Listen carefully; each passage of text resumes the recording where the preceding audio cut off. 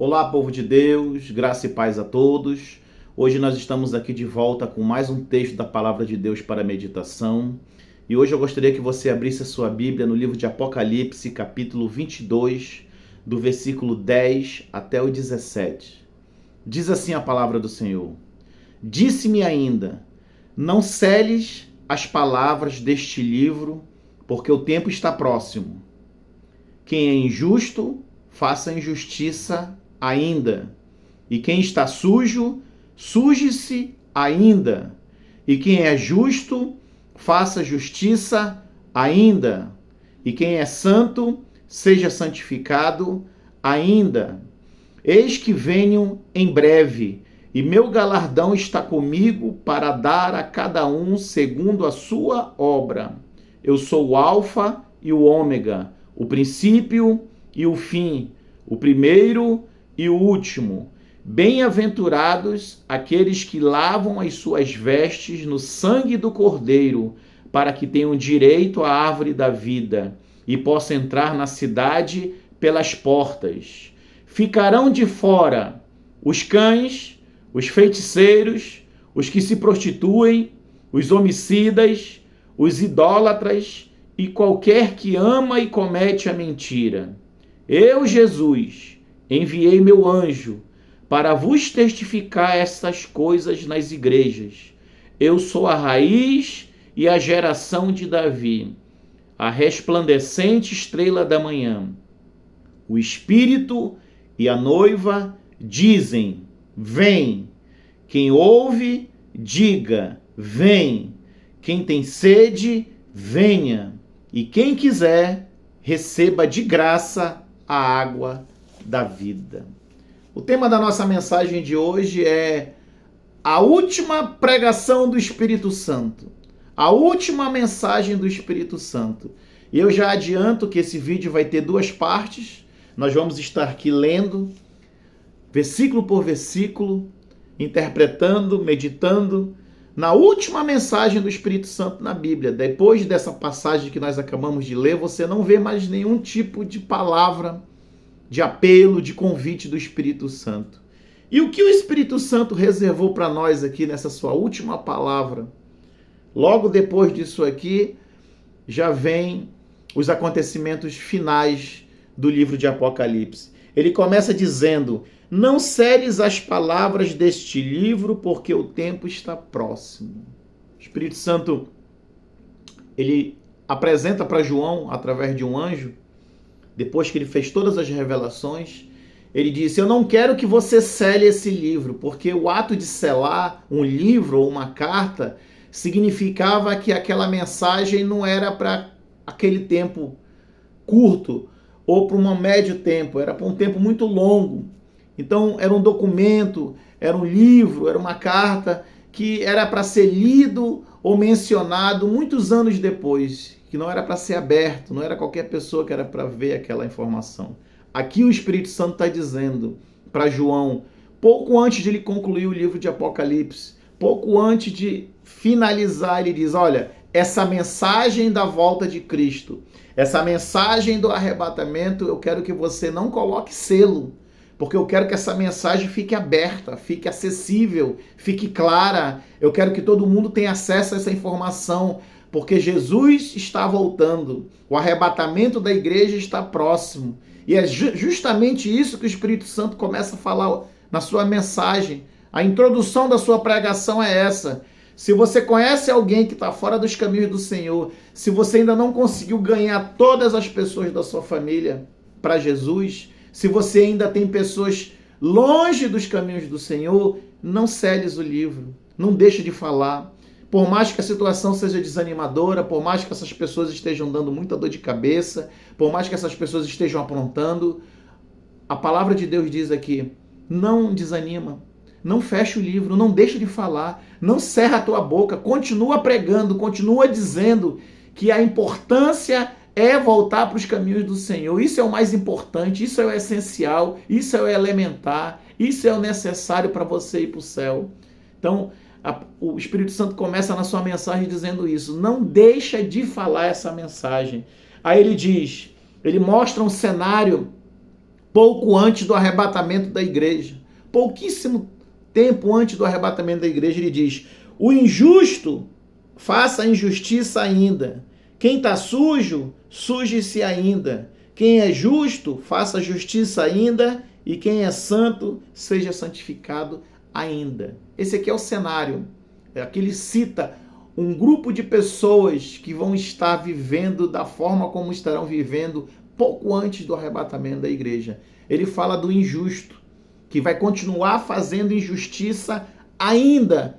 O termo ainda simboliza que aquelas pessoas sempre estiveram daquele jeito. Por mais que tiveram chance de se arrepender, por mais que tiveram chance de mudar de vida, ainda continuarão próximo do arrebatamento, próximo da volta de Cristo, ainda vão continuar fazendo injustiça. O injusto é aquele ser adulterado, aquele ser que não é autêntico, aquele ser que, apesar de conhecer a palavra de Deus, ele até convive dentro de uma igreja, ele até congrega, participa de uma célula, em alguns casos até prega, até canta, até louva, mas lá no íntimo, na sua intimidade, ele continua sendo uma pessoa injusta. É aquele ser carnal, incapaz de mudança, incapaz de mudar a trajetória da sua vida, do seu caráter, da forma como faz negócios, da forma como trata a família, da forma como vê a vida. São pessoas injustas, que apesar de terem tido todas as chances para mudar de vida, pouco antes do arrebatamento, vão estar do mesmo jeito que sempre estiveram, cometendo injustiça. São os seres carnais. Falta de conhecimento nunca foi, falta de discipulado não foi, falta de palavra não foi, falta de conselho não foi, falta de pregação não foi. Teve pastor, teve igreja séria, mas simplesmente decidiu não mudar de vida. Continuou fazendo injustiça. E a segunda pessoa aqui, característica, é o justo. O justo é aquele ser autêntico, é aquele ser que se afastou do pecado, teve uma verdadeira conversão, teve uma verdadeira salvação. É aquele que, apesar das lutas, das dificuldades, das tribulações da vida, ele continuou se mantendo fiel aos pés do Senhor. É aquela pessoa que ainda, apesar das lutas, ainda, apesar das dificuldades financeiras, familiares, ministeriais, ele continua firme nos pés do Senhor. Esse aí está preparado para ser arrebatado com a igreja.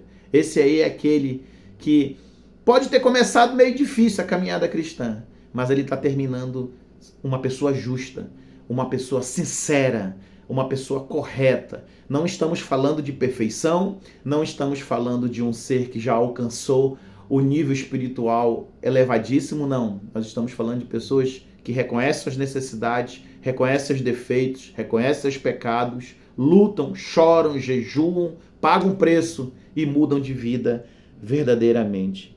E ele fala aqui da pessoa que é suja e que vai continuar se sujando mais ainda. Quem é o sujo? O sujo não é injusto, o sujo não é justo nem é santo. O sujo é aquela pessoa que na parábola do filho pródigo não conseguiu voltar para casa.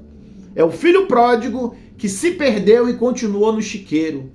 O sujo é aquela pessoa que, mesmo tendo chance, mesmo tendo sido convidado, tendo todas as oportunidades de salvação, ele decidiu o lado dele. O lado dele foi o lado do chiqueiro, da lama, da podridão. São pessoas que alcançaram o mais alto nível de prostituição, o mais alto nível de iniquidade. Eles tocaram no sobrenatural do mal. São pessoas que se entregaram às suas paixões, conforme o livro de Romanos capítulo 1.